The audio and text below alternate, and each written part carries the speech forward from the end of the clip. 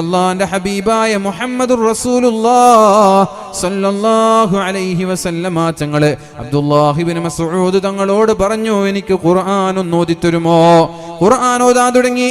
അബ്ദുല്ലാഹ് ഇബ്നു മസ്ഊദ് തങ്ങൾ ഖുർആൻ ഓതാൻ നബി തങ്ങളോട് ചോദിച്ചു, അഖറഉ അലൈക വഅലൈക ഉൻസില, നിങ്ങൾക്ക് അല്ലാഹു ഖുർആൻ ഇറക്കി തന്നിട്ട് ഞാൻ നിങ്ങൾക്ക് ഓതി തരണമെന്നാണോ നിങ്ങൾ പറയുന്നത്? ഖാൽ, നബി തങ്ങൾ പറഞ്ഞു, ഇന്നി ഉഹിബ്ബു അൻ അസ്മഅഹു മിൻ ഗൈരി, ഇത്ര കാലം ഞാൻ നിങ്ങൾക്ക് ഓതി തന്നില്ലേ, വേറെ ഒരാൾ ഓതുന്നത് കേൾക്കാൻ എനിക്ക് പൂതിയുണ്ട്. ഇത്രയും കാലം ഞാൻ ഓതി തന്നില്ലേ, ഇനി വേറെ ഒരാൾ ഓതി കേൾപ്പിക്കുന്നത് കാണാൻ എനിക്ക് കേൾക്കാൻ എനിക്ക് പൂതിയുണ്ട്. ഫഖറഅതു അലൈഹി സൂറത്തുൻ നിസാ, സൂറത്തുൻ നിസായിലെ ഈ ഭാഗം ഞാൻ നബി തങ്ങൾക്ക് ഇങ്ങനെ ഓതി കേൾപ്പിക്കാൻ തുടങ്ങി. ഫകൈഫ ഇദാ ജിനാ മിൻ കുല്ലി ഉമ്മത്തിൻ ബിശഹീദ് വജിനാ ബിക അലാ ഹൗലാഇ ഷഹീദാ. ഇതിങ്ങനെ ഞാൻ അള്ളാന്റെ ഹബീബിന് ഓതി കൊടുത്തപ്പോൾ സൂറത്തുൻ നിസാ ഓതാൻ തുടങ്ങി. ഓതി 41-ാമത്തെ ആയത്തിലേക്ക് ഞാൻ എത്തിയപ്പോൾ ഹസ്ബുകൽ ആൻ, മതി മതി മതി, ഇനി ഓതണ്ട മതി. ആരാ പറയുന്നത്? നബി തങ്ങളാണ്. ഷഫീഉനാ റസൂലുള്ളാഹ്, നബി തങ്ങൾ പറഞ്ഞു, മതി, ഇനി ഓതേണ്ട ആവശ്യമില്ല. ഫൽതഫത്തു ഇലൈഹി, ഞാൻ തിരിഞ്ഞു നോക്കി, നബി തങ്ങൾ എന്തേ നിർത്താൻ പറഞ്ഞത്?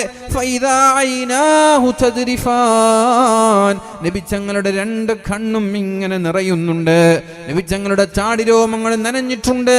ധാരധാരയായി അല്ലാഹുവിന്റെ ഹബീബിന്റെ മുഖത്തൂടെ എന്തൊഴുകുന്നുണ്ട്? കണ്ണുനീരൊഴുകുന്നുണ്ട്. പ്രിയപ്പെട്ടവരെ, ഫകൈഫ ഇദാ ജിനാ മിൻ കുല്ലി ഉമ്മത്തിൻ ബിശഹീദ്, നാളെ മഹ്ശറാ ലോകത്ത് കോടാനക്കോടി ആളുകൾ ഒരുമിച്ച് കൂട്ടുമ്പോൾ അവരുടെ മുമ്പിലേക്ക് താങ്കളെ കൊണ്ടുവരുന്ന സന്ദർഭം ഓർക്കുവീൻ നബിയെ. എന്തിനാ കൊണ്ടുവരുന്നത്? നിങ്ങൾ അല്ലാഹു ഏൽപ്പിച്ച ദൗത്യം പൂർത്തിയാക്കിയിട്ടുണ്ടോ? വജിനാ ബിക അലാ ഹൗലാഇ ഷഹീദാ, കോടാനക്കോടി ആളുകളോട് നിങ്ങൾ ഞാൻ പറഞ്ഞ കാര്യങ്ങളൊക്കെ ചെയ്തിട്ടുണ്ടോ, അവരിലേക്ക് എത്തിച്ചിട്ടുണ്ടോ എന്ന് തെളിവെടുപ്പിന് വേണ്ടി നിങ്ങളെ കൊണ്ടുവരുന്ന സന്ദർഭം ഓർത്തു നോക്ക് നബിയെ. ഇത് കേട്ടപ്പോഴാണ് ഹസ്ബുകൽ ആൻ, മതി മതി, ഇനി ഓതണ്ട എന്ന് പറഞ്ഞ് നിർത്താൻ പറഞ്ഞതും നബി തങ്ങൾ പൊട്ടിക്കരഞ്ഞതും. പ്രിയപ്പെട്ടവരെ, അല്ലാഹുവിന്റെ ഹബീബ് ഇങ്ങനെ കരഞ്ഞിട്ടുണ്ടെങ്കിൽ നമ്മൾ എത്ര കരയണം? നമ്മൾക്ക് അങ്ങനെ ഒരു കരച്ചിൽ വരുന്നുണ്ടോ? വഇദാ തുലിയത് അലൈഹിം ആയാതുഹു സാദതുഹും ഈമാനാ, പരിശുദ്ധ ഖുർആനിന്റെ ആയത്തുകൾ കേൾക്കുമ്പോൾ നമ്മുടെ ഈമാൻ വർദ്ധിക്കാറുണ്ടോ? പ്രിയപ്പെട്ടവരെ, ഖുർആനിന്റെ ആയത്തുകൾ കേൾക്കുമ്പോൾ നമ്മുടെ ഈമാനിന് വർധനവ് വരാറുണ്ടോ? നമ്മുടെ ഈമാനിന് എന്തെങ്കിലും ഒരു മാറ്റം വരാറുണ്ടോ? അറബി അറിയില്ല, അർത്ഥം അറിയില്ല, ശരി തന്നെ.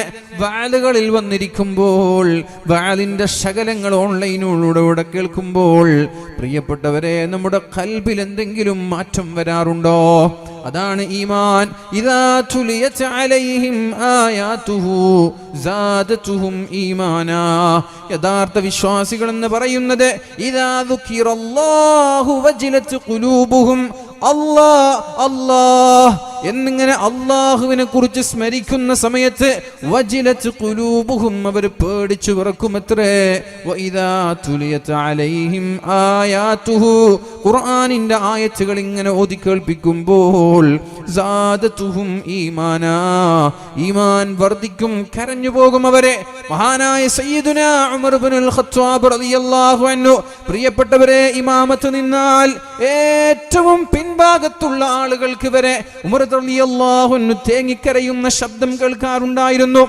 ഏത്? മഹാനായ യാക്കൂബ് നബി അലൈഹിസ്സലാമിന്റെ ലാ തസ്രീബ അലൈക്കുമുൽ യൗം, മഹാനായ യാക്കൂബ് നബി അലൈഹിസ്സലാം പറയുന്ന ചില ഇന്നമാ അഷ്കൂ ബസ്സി വഹുസ്നി ഇലല്ലാഹ്, എൻ്റെ ദുഃഖവും എൻ്റെ വേവലാതിയും എൻ്റെ ആവലാതിയും എൻ്റെ പ്രശ്നങ്ങളും എൻ്റെ എല്ലാ പ്രയാസങ്ങളും ഞാൻ അല്ലാഹുമായിട്ട് പങ്കുവെക്കുന്നു, ഞാൻ അല്ലാഹുവിനോട് ഷെയർ ചെയ്യുന്നു എന്നർത്ഥമുള്ള യാക്കൂബ് യാക്കൂബ് നബി അലൈഹിസ്സലാമിന്റെ ആ വാക്ക് പരിശുദ്ധമായ സൂറത്ത് യൂസുഫിൽ ഇങ്ങനെ ഓതുമ്പോൾ മഹാനായ ഉമർ ഇബ്നുൽ ഖത്താബ് റളിയല്ലാഹു അൻഹു കരയുന്നത് ഞങ്ങൾ ഏറ്റവും പിന്നിലുള്ള സഫുകൾക്ക് വരെ കേൾക്കാറുണ്ടായിരുന്നു. കസീറമ്മാ, അധിക ദിവസങ്ങളിലും മഹാനായ ഉമർ ഇബ്നുൽ ഖത്താബ് റളിയല്ലാഹു അൻഹു സുബ്ഹി നിസ്കാരത്തിന് സൂറത്ത് യൂസുഫാണ് ഓതിയിരുന്നത്. ആ സമയത്ത് ഈ ആയത്ത് വരുമ്പോൾ ഉമർ തങ്ങൾ ഇങ്ങനെ കരയാറുണ്ടായിരുന്നു. കരഞ്ഞ് കരഞ്ഞ് ഖത്വാനി ഫീ ഖദ്ദി, ഉമർ തങ്ങളുടെ കവിൾത്തടങ്ങളിൽ 2 അടയാളങ്ങൾ ഉണ്ടായിരുന്നു. കരഞ്ഞ് കരഞ്ഞുള്ള അടയാളം, വെട്ടേറ്റ അടയാളങ്ങളല്ല പ്രിയപ്പെട്ടവരെ, മുറിവന്ന അടയാളങ്ങളല്ല. കണ്ണുനീർ തുള്ളികൾ ഒഴുകി ഒഴുകി ഒഴുകി മുഖത്ത് 2 അടയാളങ്ങൾ ഉണ്ടായിരുന്നു എന്ന് വളരെ സ്വഹീഹായ സംഭവങ്ങളല്ലയോ ഇത്? അപ്പൊ നമ്മൾ എത്ര കരയുന്നുണ്ട് പ്രിയപ്പെട്ടവരെ, നമ്മൾ എത്ര കരയുന്നുണ്ട്. അതിന് പകരം വതളഹകൂന വലാ തബ്കൂൻ, നിങ്ങൾ ചിരിക്കുകയാണല്ലോ, നിങ്ങൾ കരയുന്നില്ലല്ലോ. നിങ്ങൾ ചിരിക്കുകയാണ്. ഖുർആനിന്റെ ആയത്തുകളും ഖുർആനും നമ്മുടെ മുന്നിലുണ്ടായിട്ട് നമ്മളിങ്ങനെ ചിരിച്ചു കളിച്ച് ജീവിക്കുകയാണ്. ഇതിനെക്കുറിച്ച് ബോധമില്ലാതെ, അല്ലാഹുവിനെ കുറിച്ച് ചിന്തയില്ലാതെ. പ്രിയപ്പെട്ടവരെ, ഓരോ തോന്നിവാസങ്ങളിലും നമ്മുടെ യുവാക്കളാണ് സാന്നിധ്യം കാണിക്കുന്നത്. ഹോളി വന്നാൽ അവിടെ കളറിൽ മുങ്ങിക്കുളിക്കാൻ നമ്മുടെ യുവാക്കള്, ക്രിസ്മസ് വന്നാൽ അവിടെയും ആഘോഷിക്കാൻ നമ്മുടെ യുവാക്കള്, ഓണം വന്നാൽ അവിടെയും നമ്മുടെ മുസ്ലിം യുവാക്കള്, ദീപാവലി വന്നാൽ അവിടെയും പടക്കം പൊട്ടിക്കാൻ നമ്മുടെ യുവാക്കള്, ഇനി ബർത്ത്ഡേ സെലിബ്രേഷൻ വന്നാൽ അവിടെയും നമ്മുടെ യുവാക്കള്. എന്തുപറ്റി എൻ്റെ പ്രിയപ്പെട്ട ചെറുപ്പക്കാരെ? അള്ളാഹുവിന്റെ ദീൻ പറഞ്ഞ ഒരു കാര്യത്തിലും നിങ്ങളെ കാണാറില്ല. വഅദിന്റെ സദസ്സുകളിൽ നിങ്ങളെ കാണാറില്ല, പള്ളികളിൽ കാണാറില്ല, ജുമുഅക്ക് ശേഷമുള്ള പ്രഭാഷണങ്ങളിൽ കാണാറില്ല, പരിശുദ്ധമായ റമദാനിൽ തറാവീഹ് നിസ്കരിക്കാൻ കാണാറില്ല, നോമ്പ് പോലും മര്യാദയ്ക്ക് എടുക്കുന്ന നിങ്ങളെ കാണാറില്ല. നേരെ മറിച്ച് എവിടെയാ കാണുന്നത്? ഏതെങ്കിലും മറ്റുള്ള മതങ്ങളുടെ ഏതെങ്കിലും ആചാരങ്ങളിലും അനുഷ്ഠാനങ്ങളിലും നമ്മൾ ആവശ്യമില്ലാതെ തലയിട്ട് പ്രവർത്തിച്ച് ആഘോഷിച്ച് ആസ്വദിക്കുന്ന, ചിരിക്കുന്ന, പൊട്ടിച്ചിരിക്കുന്ന ഒരു കൂട്ടം യുവാക്കളെ നമ്മൾ കാണുന്നുണ്ട്. ഇത് സമുദായത്തിന് പ്രയാസമല്ലയോ? നാളെ വരുന്നു ഏപ്രിൽ 1, ഇനി അവിടെയും നിങ്ങളെ കാണണം, അവിടെയും നിങ്ങളെ കാണണം. ഈ ദീനിനെ വിഡ്ഢികളാക്കുന്ന, ഈ ദീനിനെ കളിയാക്കുന്ന, ഈ ദീനിനെ കരിവാരി തേക്കുന്ന വിഡ്ഢികളായി മാറരുത് എൻ്റെ പ്രിയപ്പെട്ട ചെറുപ്പക്കാരെ. ഒരു സത്യവിശ്വാസി കളവ് പറയാൻ കഴിയില്ല. അൽ മുഅ്മിനു ലാ യക്ദിബ്, ഒരു മുഅ്മിനിന്, ഒരു സത്യവിശ്വാസിക്ക് കളവ് പറയാൻ കഴിയില്ല. കളവ് പറയുമ്പോൾ അല്ലാഹു അയാളുടെ ഈമാനിനെ ഊരിക്കളയുമെന്ന് ശഫീഉനാ റസൂലുള്ളാഹ്, അല്ലാഹുവിന്റെ ഹബീബായ നബി തങ്ങളാ പറഞ്ഞത്. കളവ് പറയുന്നവന്റെ ഈമാൻ അല്ലാഹു ഊരിക്കളയുമെന്ന്. എന്നിട്ട് എത്ര ലാഘവത്തോടെയാണ്, എത്ര നിസ്സാരമായിട്ടാണ് പ്രിയപ്പെട്ട ചെറുപ്പക്കാരെ നമ്മളിവിടെ അടിച്ചും പൊളിച്ചും ചിരിച്ചും ജീവിക്കുന്നത്. ദീനുമായിട്ടൊരു ബന്ധവുമില്ല, ദീനിന്റെ കാര്യങ്ങളോട് തീരെ താല്പര്യമില്ല. ഏതൊരു നന്മയുടെ വിഷയത്തിലും നിങ്ങളെ കാണാതെ നേരെ മറിച്ച് തോന്നിവാസങ്ങളിൽ മാത്രം കാണുന്നൊരു സാഹചര്യം എങ്ങനെ ഉണ്ടായി എന്നറിയില്ല. ആരാണിത് പ്രൊമോട്ട് ചെയ്യുന്നത് എന്നറിയില്ല. ആരാണിതിന് വളം വെച്ചു കൊടുക്കുന്നത് എന്നറിയില്ല. ആരാണിതിന് പ്രചോദനം നൽകുന്നത് എന്നറിയില്ല. എല്ലാ തോന്നിവാസങ്ങൾക്കും നമ്മുടെ യുവാക്കള് സോഷ്യൽ മീഡിയ തുറന്നാല് അനാചാരങ്ങളിലും അനാശാസ്യങ്ങളിലും, മയക്കുമരുന്നായാലും വ്യഭിചാരങ്ങളായാലും കൊലപാതകങ്ങളായാലും അവിടെയൊക്കെ നമ്മുടെ ചെറുപ്പക്കാര് തന്നെ. ഒരു മടിയുമില്ല നൃത്തം വെക്കുന്നതിലും നമ്മുടെ ചെറുപ്പക്കാര്. മുസ്ലിം പെൺകുട്ടികളുണ്ട്, അവർക്കും മടിയില്ല. എന്നാൽ ഒരു നന്മയുടെ വിഷയം വരുമ്പോൾ എന്തേ നിങ്ങളെ കാണാത്തത്? ഏത് മാളത്തിലാ നിങ്ങൾ പോയി ഒളിക്കുന്നത്? അല്ലാഹു അലം. അല്ലാഹു വളരെ മോശമായ രീതിയിൽ തന്നെ വിമർശിക്കുന്നുണ്ട്. നിങ്ങൾ ഇങ്ങനെ ചിരിച്ചു ജീവിക്കുകയാണല്ലോ, നിങ്ങൾക്ക് എങ്ങനെ കരയാതിരിക്കാൻ കഴിയുമെന്ന് അല്ലാഹു ചോദിക്കുന്നുണ്ട് പ്രിയപ്പെട്ടവരെ. അതുകൊണ്ട് നമ്മൾ ഈ പരിശുദ്ധമായ റമളാനിന്റെ തുടക്കത്തിലെങ്കിലും അല്ലാഹുവിന്റെ ദീനിലേക്ക് മടങ്ങി വരാൻ ശ്രമിക്കണം. പരിശുദ്ധമായ റമളാനിലെങ്കിലും ഖുർആനിലേക്ക് മടങ്ങാൻ നമ്മൾക്ക് കഴിയണം. അല്ലാഹു തൗഫീഖ് നൽകട്ടെ, അല്ലാഹു തൗഫീഖ് നൽകട്ടെ. പരിശുദ്ധ റസൂലുള്ളാഹി സ്വല്ലല്ലാഹു അലൈഹി വസല്ലമ തങ്ങൾ പറഞ്ഞു, ഇന്നല്ലാഹ ലാ യുഅദ്ദിബു ബിദംഇൽ ഐനി, കരയുന്നവരാണ് അല്ലാഹു നാളെ ശിക്ഷിക്കൂല. അല്ലാഹുവിനെ ഓർത്ത് കരയുന്നവർ, പരിശുദ്ധമായ ഖുർആൻ ഓതി കരയുന്നവർ, അതേപോലെ വാത് കേട്ടിട്ടാണെങ്കിലും കണ്ണിൽ നിന്ന് കണ്ണുനീർ തുള്ളികൾ വരുന്നവര് അല്ലാഹുവിനെ ഓർത്ത് കരയുന്ന ഒരാള് അല്ലാഹു നാളെ ശിക്ഷിക്കൂല. വലാ ബിഹുസ്നിൽ ഖൽബി, നമ്മുടെ ഖൽബിൽ ദുഃഖമുള്ള ആളുകള്, ഖൽബിൽ ടെൻഷനുള്ള ആളുകള്, അല്ലാഹുവിനെ ഓർത്ത് ദുഃഖിക്കുന്ന ആളുകളെ, ഇവരെയും അല്ലാഹു നാളെ ശിക്ഷിക്കൂല. പിന്നെയോ അല്ലാഹു ശിക്ഷിക്കുന്നത് വലാകിൻ യുഅദ്ദിബു ബിഹാദാ, വലാകിൻ യുഅദ്ദിബു ബിഹാദാ, നാവിനെയാണ് അല്ലാഹു തആല കാണിച്ചു കൊടുക്കുന്നത്. നാവ് കാണിച്ചുകൊണ്ട് നബി തങ്ങൾ പറഞ്ഞു വലാകിൻ യുഅദ്ദിബു ബിഹാദാ, ഈ നാവ് കാരണത്താലാണ് അല്ലാഹു നാളെ ശിക്ഷിക്കുന്നത്. അപ്പോൾ ഏപ്രിൽ 1 എന്ന് പറയുന്നത് പ്രിയപ്പെട്ടവരെ നമ്മുടെ നാവ് കൊണ്ട് കളവ് പറയാനുള്ളതല്ല, ആളുകളെ വിഡ്ഢിയാക്കാനുള്ളതല്ല. ഏതെങ്കിലും വെസ്റ്റേൺ ആചാരപ്രകാരം നമ്മുടെ സംസ്കാരവും നമ്മുടെ ദീനും നമ്മുടെ മതവും നമ്മൾ വലിച്ചെറിയരുത്. നമ്മുടെ ഈമാൻ വസ്ത്രം ഊരുന്നത് പോലെ നിസ്സാരമായി ഊരിക്കളയരുതേ ചെറുപ്പക്കാരെ. ഇത് അല്ലാഹു നമ്മൾക്ക് തന്ന തൗഫീഖല്ലയോ, ഇത് അല്ലാഹു നമ്മൾക്ക് തന്ന ഭാഗ്യമല്ലയോ? ഇത് കിട്ടാതെ, ഇത് ആസ്വദിക്കാൻ കഴിയാതെ എത്രയോ ആളുകൾ നിർഭാഗ്യവശരായി മരിക്കുമ്പോ ജീവിതത്തിൽ ഒരുപാട് നന്മകൾ ചെയ്ത് ദീനിനെ സ്നേഹിച്ച് ഇസ്ലാമിനെ സ്നേഹിച്ച് ഇസ്ലാമിനെ കുറിച്ച് ഒരുപാട് ഗ്രന്ഥങ്ങൾ എഴുതി, പുസ്തകങ്ങൾ എഴുതി, ഇസ്ലാമിനെ കുറിച്ച് ഒരുപാട് പ്രഭാഷണങ്ങൾ നടത്തി, ഇസ്ലാമിന് വേണ്ടി ചാനലുകളിൽ പോയി സംസാരിച്ച് വാദിച്ച്, പക്ഷേ ഈ ഇസ്ലാമിന്റെ തൗഹീദ് എന്ന് പറയുന്ന ഇതിന്റെ ഹിദായത്ത് കിട്ടാതെ മരിച്ചു പോകുന്ന നിർഭാഗ്യവാന്മാർ ആയിരക്കണക്കിനുണ്ടാകുമ്പോൾ അല്ലാഹു നമ്മൾക്ക് തന്നൊരു ഹിദായത്തുണ്ട്. അതിന് നമ്മൾ വില വെക്കണം പ്രിയപ്പെട്ടവരെ, അതിന് നമ്മൾ പരിഗണിക്കണം, അതിന് നമ്മൾ സ്ഥാനം നൽകണം, അതിന് നമ്മൾ ഒരു അംഗീകാരം നൽകണം. ഇതൊരു ഭാഗ്യമായി നമ്മൾ കാണണം. ഇതിനെ വലിച്ചെറിയരുത്. നിസ്സാരമായി നമ്മുടെ വസ്ത്രം മൂരിയെടുക്കുന്നത് പോലെ ഈ ഈമാൻ നഷ്ടപ്പെടാൻ അനുവദിക്കരുതേ. അല്ലാഹു റബ്ബ് സുബ്ഹാനഹു വ തആല നമ്മൾക്ക് ബോധം നൽകട്ടെ. അവൻ നബി തങ്ങൾ ഇവിടെ പറഞ്ഞത് കരയുന്ന കണ്ണുകൾക്ക് അല്ലാഹു നാളെ ശിക്ഷ നൽകൂല. ദുഃഖിക്കുന്ന വിലപിക്കുന്ന ഖൽബുകളും അല്ലാഹു നാളെ ശിക്ഷിക്കൂല. എന്നാൽ നാവിന്റെ പേരിലാണ് അല്ലാഹു നാളെ ശിക്ഷിക്കുന്നത്. നുണ പറയുന്ന ആളുകളെ അല്ലാഹു വെറുതെ വിടൂല എന്നും പരിശുദ്ധ റസൂലുള്ളാഹി സ്വല്ലല്ലാഹു അലൈഹി വസല്ലം. നാളെ പാരത്രിക ലോകത്തെത്തിയാൽ പരിശുദ്ധ ഖുർആൻ പറയുന്നുണ്ട്, സൂറത്തു തൂറിലെ 25 മുതൽ 28 വരെയുള്ള ആയത്തുണ്ട്. വഅഖ്ബല ബഅദുഹും അലാ ബഅളി യതസാഅലൂൻ, പരസ്പരം നാളെ മഹ്ശറ ലോകത്ത് മുഅ്മിനീങ്ങൾ കണ്ടുമുട്ടുമത്രേ. വഅഖ്ബല ബഅദുഹും അലാ ബഅളി യതസാഅലൂൻ, അവർ രണ്ടുപേരും മുഅ്മിനീങ്ങളായ സത്യവിശ്വാസികളായ ആളുകൾ പരസ്പരം കണ്ടുമുട്ടുമത്രേ. ഖാലൂ, എന്നിട്ട് അവർ പറയുന്നത് ഇന്നാ കുന്നാ ഖബ്ലു ഫീ അഹ്ലിനാ മുശ്ഫിഖീൻ, ഞങ്ങൾ ജീവിച്ചിരിക്കുമ്പോൾ അല്ലാഹുവിനെ പേടിച്ച് ജീവിച്ചവരാണ്, അല്ലാഹുവിനെ പേടിച്ച് ജീവിച്ചവരാണ് നമ്മൾ. ശ്രദ്ധിക്കണേ, ജീവിക്കുന്ന കാലത്ത് അല്ലാഹുവിനെ പേടിച്ച് ജീവിച്ചവരാണ് നമ്മൾ. രണ്ട് പേടി ഒരാൾക്കും ഉണ്ടാവൂല പ്രിയപ്പെട്ടവരെ, രണ്ട് സന്തോഷവും അല്ലാഹു ഒരാൾക്കും നൽകൂല. രണ്ട് പേടി. എന്താ രണ്ട് പേടി? ഖൗഫാനി, രണ്ട് ഭയം അല്ലാഹു ഒരാൾക്കും നൽകൂല. ഒന്ന്, ദുനിയാവിൽ പേടിച്ച ഒരാൾക്ക് ആഖിറത്തിൽ പേടിക്കേണ്ടി വരൂല. ദുനിയാവിൽ അല്ലാഹുവിനെ പേടിച്ച് ജീവിച്ച ഒരാൾക്ക് ആഖിറത്തിൽ പേടിക്കേണ്ടി വരൂല. അപ്പൊ രണ്ട് ഭയം ഒരാൾക്കുണ്ടാവൂല, രണ്ട് സന്തോഷവും ഒരാൾക്കുണ്ടാവൂല. അംനാൻ, രണ്ട് നിർഭയത്വവും ഒരാൾക്കുണ്ടാവൂല. ദുനിയാവിൽ തീരെ പേടിക്കാതെ ഭയക്കാതെ തോന്നിവാസികളായി ജീവിച്ച് പ്രിയപ്പെട്ടവരെ മരിച്ചു പോയാൽ അവിടെ നമ്മൾക്ക് പേടിക്കേണ്ടി വരും. കാരണം രണ്ട് ഭയമില്ലായ്മയും രണ്ട് ഭയവും ഒന്നിക്കൂല എന്ന് ശഫീഉനാ റസൂലുള്ളാഹി. രണ്ട് ഭയമില്ലായ്മയും രണ്ട് ഭയവും ഒന്നിക്കൂല. ഏതാ രണ്ട് ഭയം? ദുനിയാവിൽ പേടിച്ചോന് ആഖിറത്തിൽ പേടിക്കേണ്ടി വരൂല. ദുനിയാവിൽ പേടിച്ചോ അവിടെ പേടില്ല.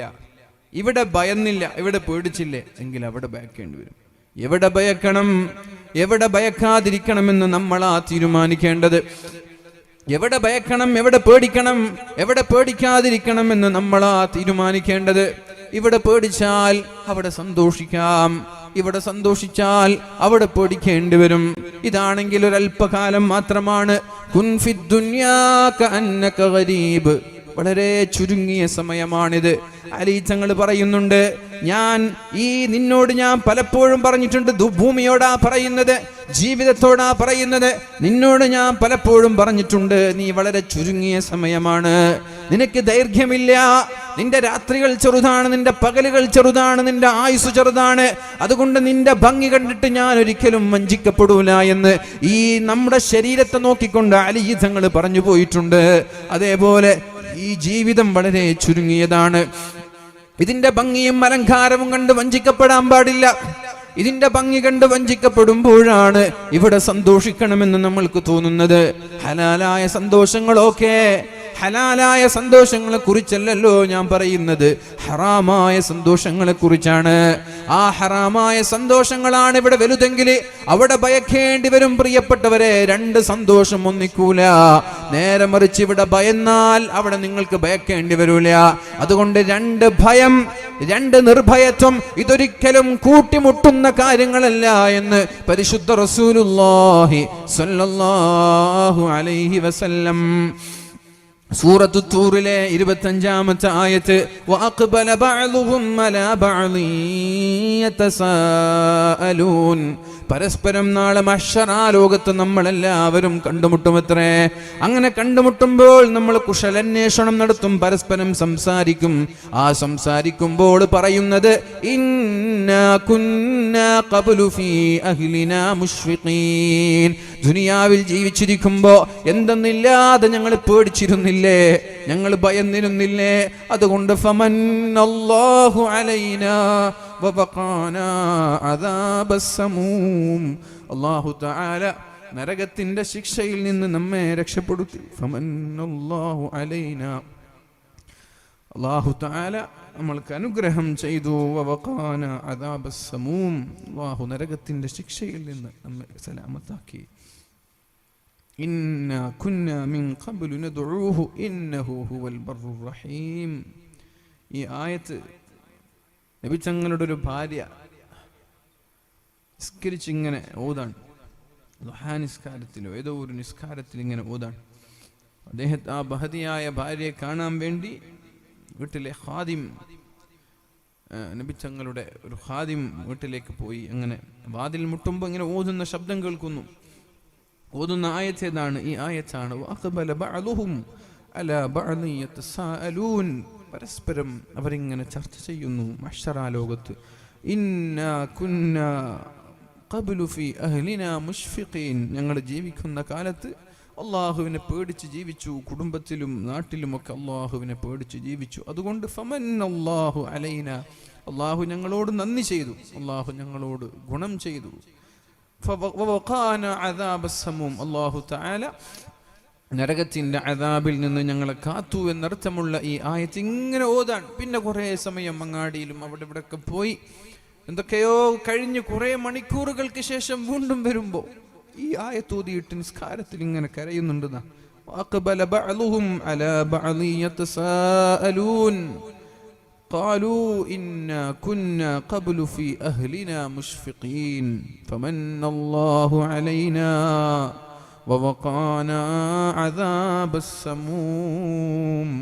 അല്ലാഹു തആല ദുനിയാവിൽ അല്ലാഹുവിനെ ഭയന്നതുകൊണ്ട്, ദുനിയാവിൽ അല്ലാഹുവിനെ പേടിച്ചതുകൊണ്ട് നരകത്തിന്റെ അദാബിൽ നിന്ന് അല്ലാഹു ഞങ്ങളെ സലാമത്താക്കി എന്ന് നാളെ മഹ്ശറാലോകത്ത് മുഅ്മിനീങ്ങൾ പറയുമെന്ന് പരിശുദ്ധ ഖുർആൻ.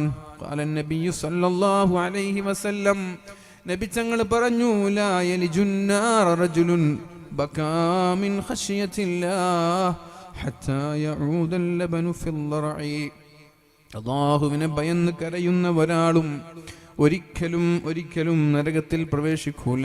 ഏതുവരെ പാലിന്റെ അകിടിലേക്ക്, പശുവിന്റെ അകിടിലേക്ക് കറന്നെടുത്ത പാല് തിരിച്ചു കയറ്റാൻ സാധിക്കാത്തതുപോലെ കരഞ്ഞ ഒരാൾ ഒരിക്കലും നരകത്തിൽ പ്രവേശിക്കൂല എന്ന് ശഫീഉനാ റസൂലുള്ളാഹ്.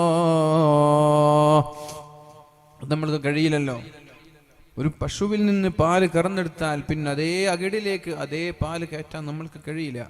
അത് ഇമ്പോസിബിൾ ആണ്, അസാധ്യമാണ്. അതേപോലെ അള്ളാഹുവിനെ ഭയന്ന് കരഞ്ഞ ഒരാൾ നരകത്തിൽ വീഴുക എന്നുള്ളതും അസാധ്യമാണ്.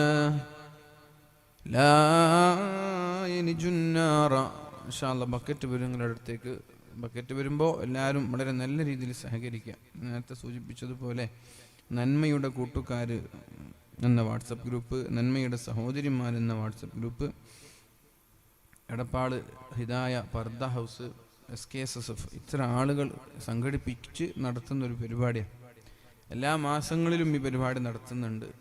ഇതിൻ്റെ ചെലവും ഇതിൻ്റെ നഷ്ടവും ലാഭവും എല്ലാം ഇവരാണ് ഏറ്റെടുക്കുക, ഈ ടീമാണ്.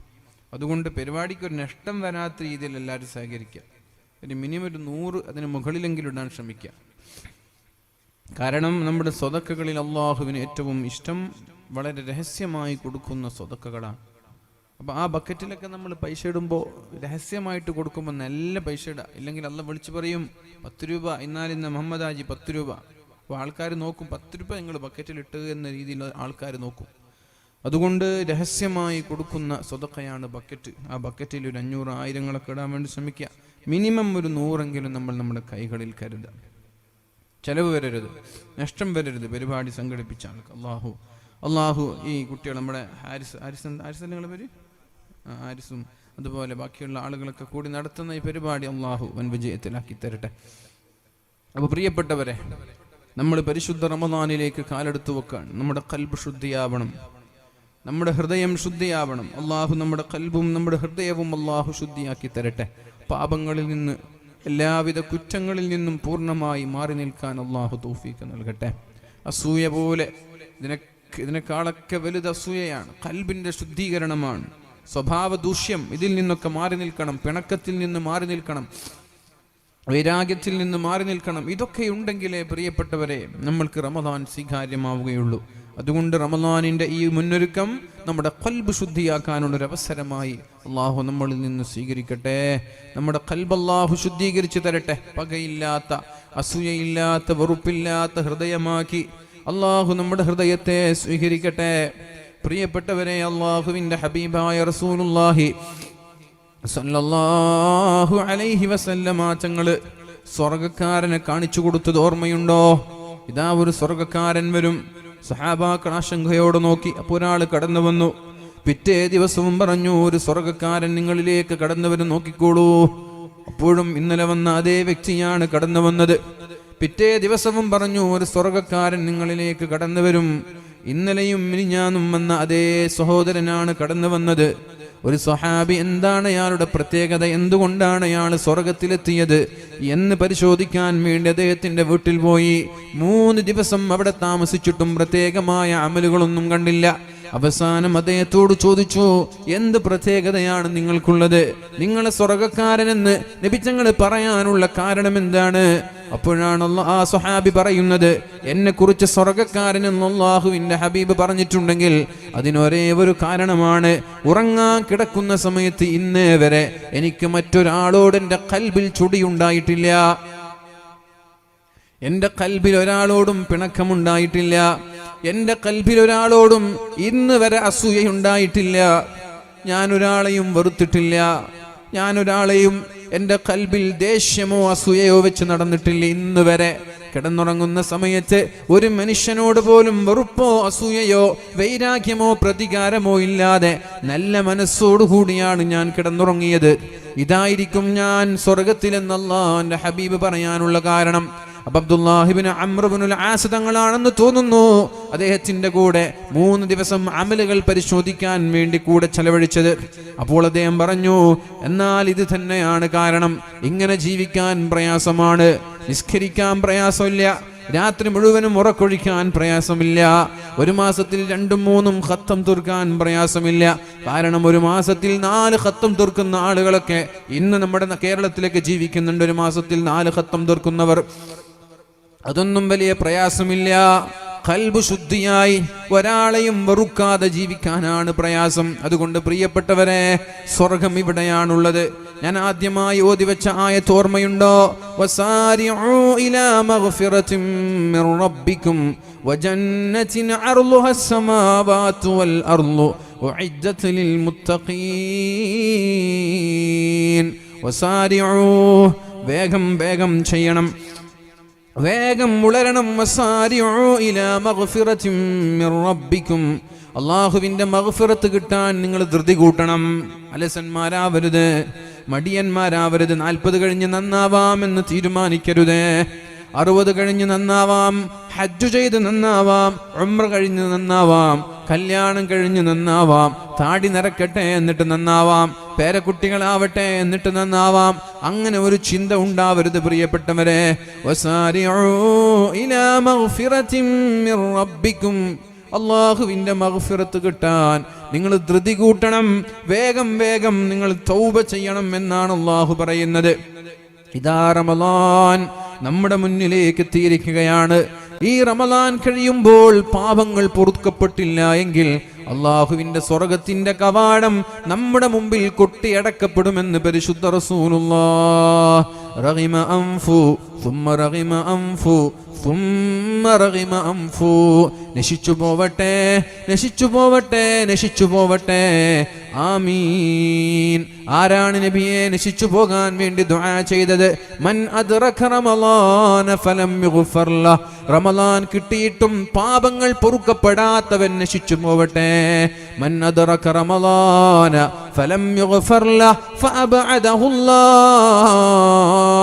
റമളാൻ കിട്ടിയിട്ടും പാപങ്ങൾ പൊറുക്കപ്പെടാത്തവൻ അല്ലാഹുവിന്റെ സ്വർഗ്ഗത്തിൽ നിന്നയാളെ അല്ലാഹു മാറ്റി നിർത്തട്ടെ. ആമീൻ എന്ന് ശഫീഉനാ റസൂലുള്ളാഹ്. അഥവാ റമളാൻ കഴിയുമ്പോൾ പാപങ്ങൾ പൊറുക്കപ്പെട്ടില്ല എങ്കിൽ നമ്മുടെ റമളാൻ അല്ലാഹു സ്വീകരിച്ചിട്ടില്ല എന്നാണ് അർത്ഥം. റമളാൻ അല്ലാഹു സ്വീകരിച്ചിട്ടില്ല എങ്കിൽ സ്വർഗ്ഗത്തിന്റെ കവാടം അല്ലാഹു നമ്മുടെ മുമ്പിൽ കൊട്ടിയടക്കുമെന്നാണ് അർത്ഥം. അതുകൊണ്ട് പ്രിയപ്പെട്ടവരെ, വസാരിഉ ഇലാ മഗ്ഫിറത്തിൻ മിർ റബ്ബിക്കും, കഴിഞ്ഞുപോയ സർവ്വ പാപങ്ങളും അല്ലാഹു പുറത്തു തരാൻ വേണ്ടി തൗബ ചെയ്ത് മടങ്ങേണ്ട സമയങ്ങളാണ് നമ്മുടെ മുന്നിലുള്ളത്. ഒരു ദോഷം പോലും ബാക്കിയാവാതെ ഇന്ന് തന്നെ നാളേക്ക് മാറ്റിവെക്കാൻ പാടില്ല. അതിനൊരു പ്രായത്തിന്റെ കണക്കില്ലല്ലോ മരണത്തിന്. വകം മിൻ സഹീഹിൻ മാത മിൻ ഗൈരി ഇല്ലതി വകം മിൻ മരീലിൻ ആശ ദഹ്റൻ ഇലാ ദഹ്രി. എത്രയെത്ര രോഗികളാണ്, എത്രയെത്ര മാരകമായ രോഗങ്ങൾ കൊണ്ട് പരീക്ഷിക്കപ്പെടുന്നവരാണ്. വർഷങ്ങളോളം രോഗിയായി വയസ്സായി വയസ്സായി വയസ്സായി കണ്ണു കാണുന്നില്ല, ചെവി കേൾക്കുന്നില്ല, എത്രയോ കാലമായി ഒന്ന് മരിച്ചിരുന്നെങ്കിൽ എന്ന് കുടുംബക്കാര് കാത്തിരിക്കുന്നുണ്ട്, നാട്ടുകാരും മക്കളൊക്കെ കൊതിക്കുന്നുണ്ട്. ഒന്ന് മരിച്ചിരുന്നെങ്കിൽ എൻ്റെ ഉപ്പാന്റെ പ്രയാസം മാറുമായിരുന്നല്ലോ. ഉപ്പ പോയി കിട്ടാനല്ല, ഉപ്പാന്റെ പ്രയാസം കണ്ടിട്ട് മക്കൾ കൊതിക്കുകയാണ്. ഉപ്പ മരിച്ചിരുന്നെങ്കിൽ ഉപ്പാക്ക് കബറിലെങ്കിലും സുഖം കിട്ടുമായിരുന്നല്ലോ.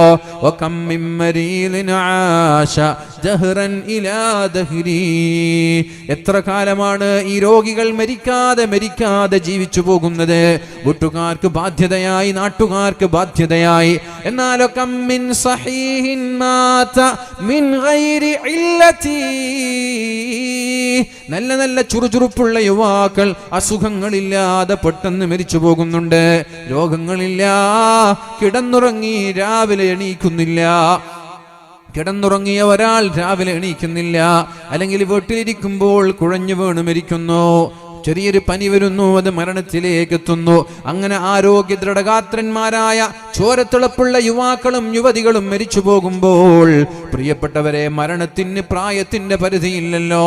അതെല്ലാവരുടെ വീട്ടിലേക്കും ക്ഷണിക്കാതെ വരുന്ന അതിഥിയല്ലയോ. അതുകൊണ്ട് ഞാൻ മരിക്കാനായിട്ടില്ല എന്ന ചിന്ത വേണ്ട. തെറ്റുവന്നാൽ ഒരു തെറ്റ് വരുമ്പോൾ ആ തെറ്റിന്റെ തൊട്ടു ഉടനെ ഒരു നന്മ ചെയ്തേക്കണേ, എന്നിട്ട് ആ തെറ്റിനെ മായ്ച്ചു കളയണം എന്ന് ശഫീഉനാ റസൂലുള്ളാഹ്. തെറ്റുവരാത്ത മനുഷ്യരുണ്ടോ? പാപം ചെയ്യാത്ത മനുഷ്യരുണ്ടോ? പാപം ചെയ്യാത്തവർ മലക്കുകളല്ലയോ?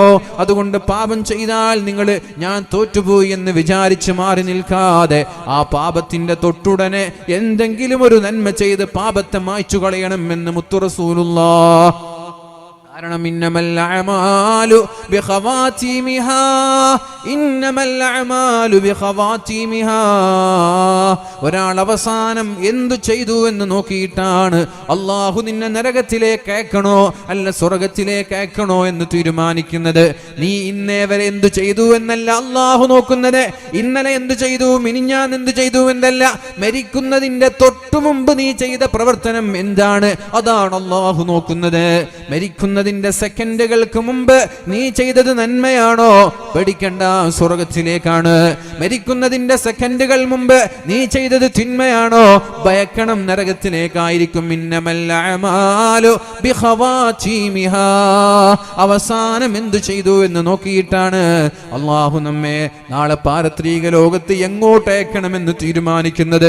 അതുകൊണ്ട് ഏത് തെറ്റു വന്നാലും, ചെറുതായാലും വലുതായാലും, ഉടനെ തൗബ ചെയ്ത് പശ്ചാത്തപിച്ച് മടങ്ങണം. അത് എന്തെങ്കിലും ഒരു നന്മ ചെയ്ത് ആ തെറ്റിനെ മായ്ച്ചു കളയണമെന്ന് ശഫീഉനാ റസൂലുള്ളാഹ്. പിന്നെ എവിടേക്കാ നിങ്ങൾ ഉളരേണ്ടത്? വജന്നത്തിൻ അർളുഹസ് സമാവാതു വൽ അർള്. ആകാശഭൂമിയെക്കാളും വിശാലതയുള്ള സ്വർഗത്തിലെത്താനും നിങ്ങൾ ഉളരണേ. ആർക്കാണ് അല്ലാഹു സ്വർഗം ഒരുക്കി വെച്ചിരിക്കുന്നത്? ഉഇദ്ദത്തു ലിൽ മുത്തഖീൻ. മുത്തഖീങ്ങളായ ആളുകൾക്ക് വേണ്ടി അല്ലാഹു ഒരുക്കി വെച്ച സ്വർഗമാണത്. ഏതാണ് മുത്തഖീങ്ങൾ എന്നറിയോ? അല്ലദീന യുൻഫിഖൂന ഫിസ്സറാഇ വല്ലറാ.